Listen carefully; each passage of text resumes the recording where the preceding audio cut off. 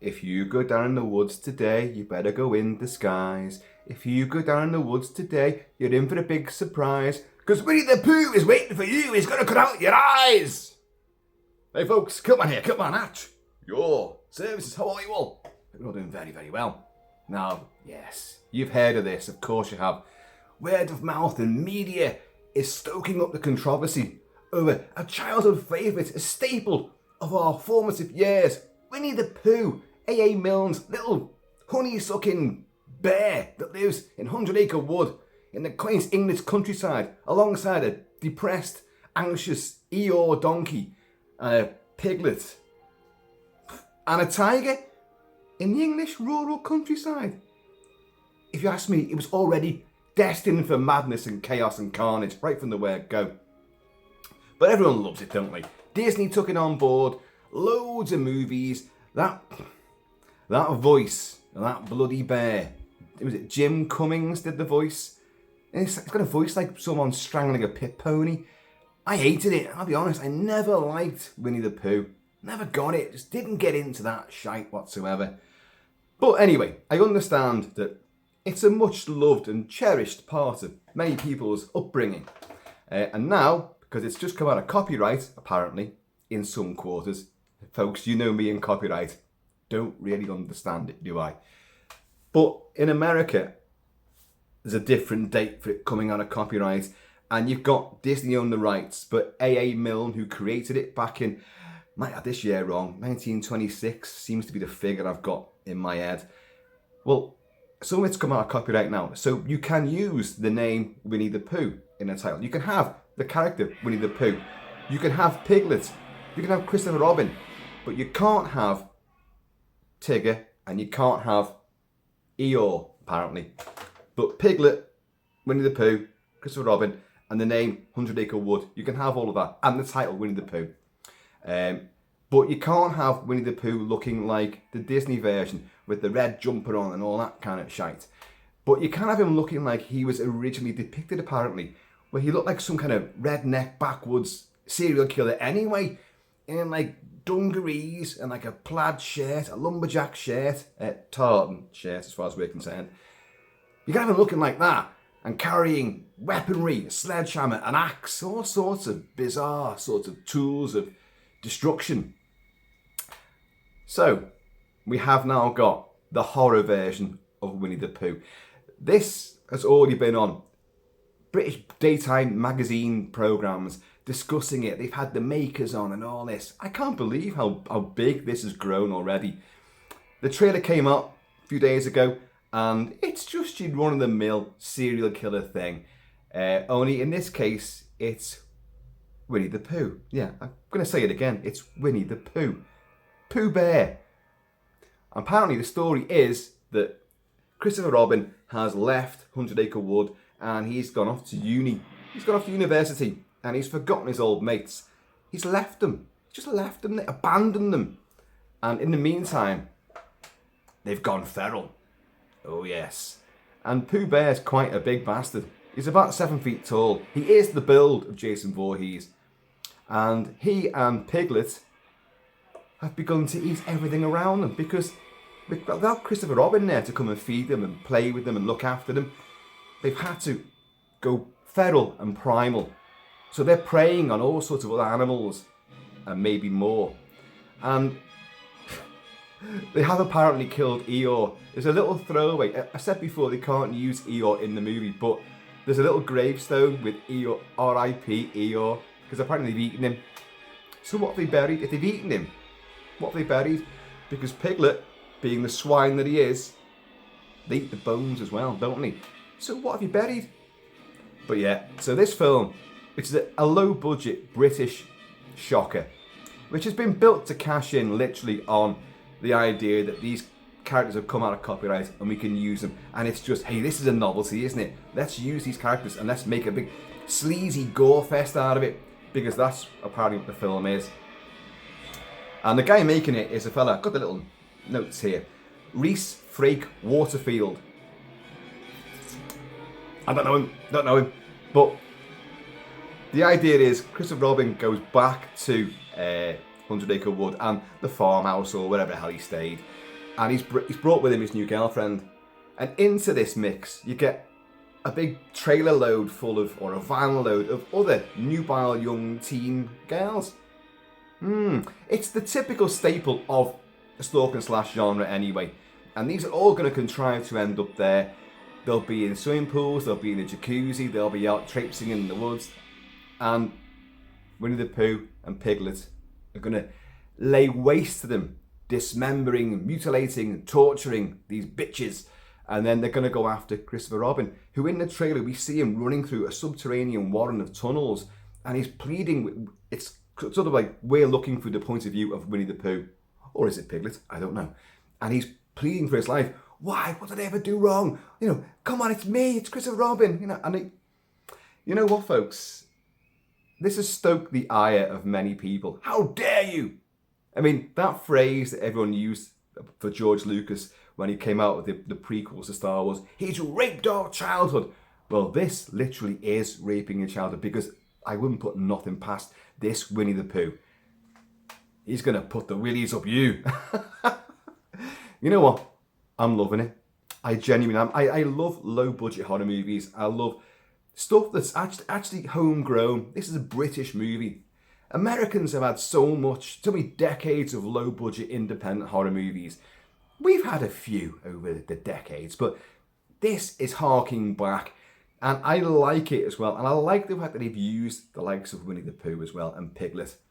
And they're walking upright. They literally are just men, big lumbering men, wearing these costumes with great big sort of, I'm not sure if they're animatronic or just great big masks that they're wearing. And they look absurd, they look ridiculous. But because of that absurdity, they're even more frightening. There's a long history of people wearing animal masks to do nefarious deeds. There is the Viking berserkers used to wear like animal skins and like the heads of bears particularly, and wolves as well. But you also had the pirate clans would often frighten villagers when they're making raids and stowing their gear away in caves and that. They would wear animal heads and be seen around the landscape and the towns and the villages and the hamlets, scaring people to death. So they'd flee away so they could bring all their booty into the caves and do all their deeds. And so this is a long-known sort of tradition. And I like it. I think it could work. It's gory. We know it's gory. That director I just mentioned, whose name I've forgotten again, Rhys Frake Waterfield, has said that, yeah, we're going out on this one. There's loads of gore in it. It is nasty. But it's called Winnie the Pooh, Blood and Honey, which is clearly a play on Thor, Love and Thunder. That's what it is. Blood and Roses, Blood and Chocolate, which was the werewolf one, remember rightly? So it's Blood and Honey. I know, because he's described it, there's a sequence where one of these nubile young ladies is in a jacuzzi, and in the background, you see it in the trailer as well, in the background, Winnie the Pooh will suddenly appear behind. And apparently, what he does, he chloroforms her, drags her out, drags her through the woods, positions her on a road, and then he and Piglet get behind the wheel of a Land Rover and drive over her head repeatedly. I mean, spoiler alert, but he has said this, and you see the lead up to it in the trailer as well. I like it, folks. I don't have a problem with this at all, but seemingly many people do. They're like, oh, you can't be doing that, it's wrong. It's just, kids are going to be confused by it. Oh, Disney won't stand for this. Well, Disney haven't got a fucking leg to stand on, because they're using the bits that are out of their copyright that they can use. And they're not stopping there either, because, what's his name again? Rhys Frake Waterfield. It doesn't trip off the tongue, but it's also quite a memorable name. And yeah, I keep forgetting it from minute to minute. He has said we're going to do more, because we can use the likes of Peter Pan. We're going to use Peter Pan. Now you imagine what they can do with that. Neverland. Is that like a not George, the other Epstein? The Epstein Love Island. It could be something as horrible as that, couldn't it? Really dark, really twisted. And you've got other characters as well. I mean, you've had Pinocchio. There's a horror version of Pinocchio that came out a few years ago, which is out there. And you've got the likes of Banana Splits. Straight away when I saw this being touted in the forums, I went, what the hell is this? And apparently, you know, they were talking about this back in May, and I didn't hear nothing about it. And it's only the last sort of few days that it's sort of got some momentum, some sort of groundswell. A lot of people hating on it, but a lot of people loving the idea. But the thing is, there's no such thing as bad publicity. People who are bad-mouthing it, it only makes other people more interested as well. So you guarantee when this film comes out, there's no release date as yet, that people will be festooning cinemas to see this movie. I know I will. I can't wait to watch it. But the first thing I thought of as well, when I heard about this, was Banana Splits. You know, the Banana Splits TV show with the Three Musketeers and the Arabian Nights as well in it. And I loved that as a kid. And they brought out, I've got the movie, I've seen it, and it's not that bad.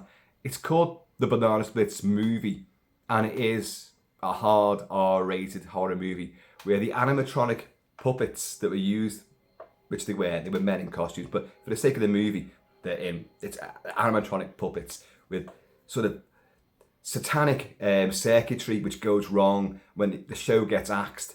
These go, well, they pick up axes of their own and go on a rampage with a hostage audience that were there for the final episode. And they trap them all, kill them all, hunt them down one by one. And it is entertaining. It's also a lot of missed opportunities. And it's told quite well. There's no sense of fun or irony. It is a genuine go for broke, full throttle, rip your throat out sort of horror movie. And I like it for that. Now, and this has the same sort of aesthetic and the same sort of vibe from it. It's not like they're taking the piss out of Winnie the Pooh. You watch that trailer. I'm not going to show it because I don't want to incur any more copyright stuff. So, although having said that, all the videos I've had blocked have all been unblocked. So, but it's just going through the motions and the frustration of it all. Let's just try and keep it nice and simple. But go and watch the trailer. I'll put the link to the trailer below if you haven't seen it already. And it plays pretty well. I actually like it. As I said before, I like low budget horrors. I like going for broke with the gore, which this one clearly is going to do. And I'm into it. It also reminded me as well of Adam Wingard's great 2011 horror thriller home invasion slasher, You're Next. Do you remember that? That's an outstanding movie, that. I mean, it plays out like a horror film, but in the end, there's a rather convoluted plot, and the tables get turned on the attackers, who are just assassins, they're hitmen, but they're wearing animal-headed masks. But weirdly, you've got a lamb, you've got a fox, you've got a tiger in it as well. But a lamb and a fox, I mean, but they look scary. They're not. It's not like they're like a wolf, you know, or a gorilla, which are scary anyway. But the lamb looks scary. The fox looks bloody terrifying. And it's great. It's also quite a gory movie, but Adam Wingard stuff, I'm a big fan of his stuff. But it reminded me of that as well, because you just got Winnie the Pooh standing there, his big poo head. Bear head, not poo head. And Piglet, fucking Piglet. Now, I tried to get a load of the old toys. I've got kids. You know, we've had all the toys from 100 Acre Wood and all that. And yeah, there's Winnie the Pooh there. And as you can see, there is a vast assortment of Tiggers. We're tripping over Tiggers. There's Tiggers everywhere. And there's a little Eeyore. But could I find a Piglet? I mean, maybe the spook of Kilt-Man has rifled that as well. I don't know, but it's gone. But I know for a fact that we had piglets everywhere. So, the closest thing I could find was a clanger. Remember them? The clangers and the soup dragon. Now there's something that you could easily make into a horror movie with a sci-fi slant. Obviously, you crash land on the planet of the clangers, and they're going to sacrifice you to the soup dragon, but they're all evil, evil flesh-eating bastards. And we got Postman Pat. Postman Pat and his flesh-eating rat. You know, you don't want him knocking at your door with a special delivery now, do you? See, there's no end to what you could do with all these childhood favourites. And I know it kind of feels wrong, but is that not the point of horror movies? They're meant to be subversive, they're meant to be taboo breaking. All the best ones always have been. And it's just, where do you draw the line? Oh, but you can't do it if it's a cherished childhood character, because that's just so wrong. It's fundamentally wrong. It's morally wrong. You are morally bankrupt if you could even consider such a thing. And yet, we now claim Texas Chainsaw Massacre, Zombie Flesh Eaters, Suspiria, American Werewolf, The Evil Dead, taboo-breaking movies with sex and violence and ultra gore as unparalleled classics. The Exorcist, they're masterpieces. So to hit upon a movie like this just because it's subverting something that you may have grown up with and loved, no, I think that's okay. I think that's fine. That's what the horror genre is meant to do, to shake things up a bit. And this one, it could be crap, folks. I mean, the trailer looks great, but it's quite a long trailer as well. I'm always a bit dubious about trailers that are kind of over 2.5 minutes, because they're showing you a lot of stuff, and it's like, look, we've got to just get this out there. And if it really is worth its salt, you haven't got to show a great deal. Just put it together, edit it together properly, and you're going to get maximum impact, tell enough of the story to get people interested and involved, give a couple of shocks, if it's a horror movie obviously, give a couple of shocks, bit of suspense, bit of build-up, and that works. But that said, this is a lengthy trailer, but I still enjoyed it, and I still thought, you know what, I want to see that. And I genuinely do. So, does Winnie the Pooh do it for you? Because I think there's nothing this bastard won't do. But yeah, so I'm not sure about the masks, whether they're actually animatronic or not. And he's got his big sort of smiley face, but he's a big hulking brute. And he's carrying, as I say, weapons of, bodily dismemberment and destruction. So, I'm up for this, folks. There's not much more I can say about it. But to see them talking about on Good Morning Britain, and actually having, I think, one of the stars of the movie and someone who was opposed to it, I think they were both on, although it was all very good natured. And the woman involved was already talking about like sequels. So you could get this could be the new Hatchet, the new franchise. Pooh Bear, good scare with Pooh Bear. So some of the people who are in it, Amber Doig Thorne plays Alice.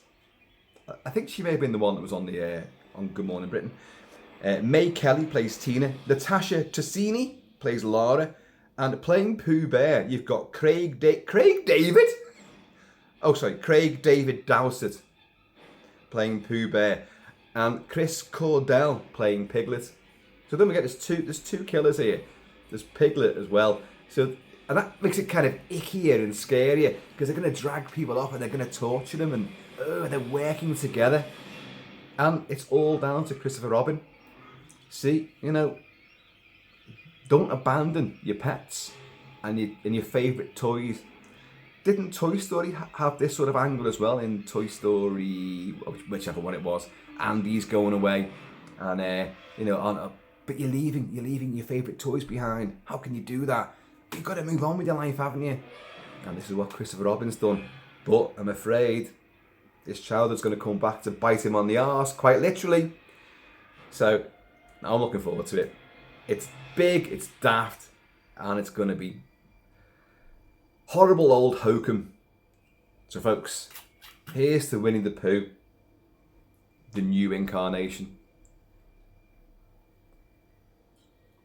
Cheers, y'all, and be careful, because Winnie the Pooh, it's going to kill you!